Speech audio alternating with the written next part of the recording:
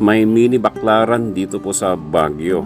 Dito lang po yan sa Hangar Market. Puntahan po natin. Pasukin po natin. Marami po akong suki dito, mga supplier ko po. At i-check po natin yung presyo ng kanilang mga gulay. Okay, so okay po siya ngayon. May mga tama lang yung presyo. May mga mahal at marami din po mga bagsak presyo. Pero ang sigurado po dito, sariwa po lahat ng mga gulay dito.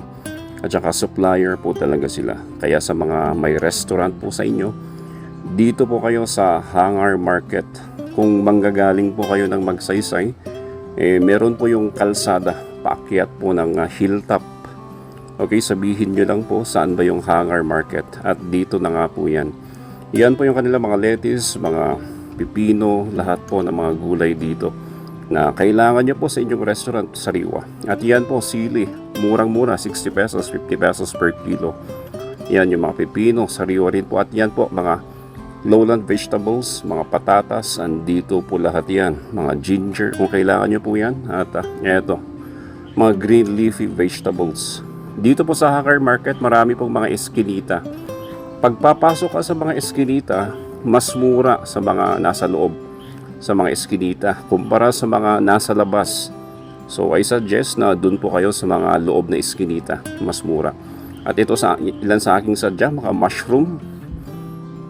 At syempre maraming onion leeks. Kailangan po natin yan sa ating cafe.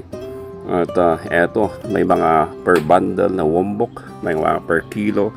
Eto kabatis, mura pa rin po, may 15 pesos per kilo pa po dito.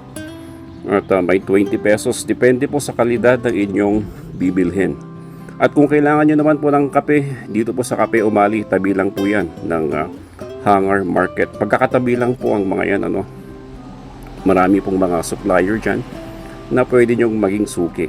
At kung kailangan nyo po ng mga kitchen utensils, nandito po lahat yan. Okay, so eto yung ating mga kitchen utensils. Marami po akong mga nakuha dito, at mga kailangan po sa gardens, andito rin po lahat yan. Nakakatuwa po dito sa Hangar Market. At sa hindi po malayo, meron din po mga nagtitinda ng mga tuyo. Yan, kung may kailangan ng tuyo, mga prutas, andyan po lahat.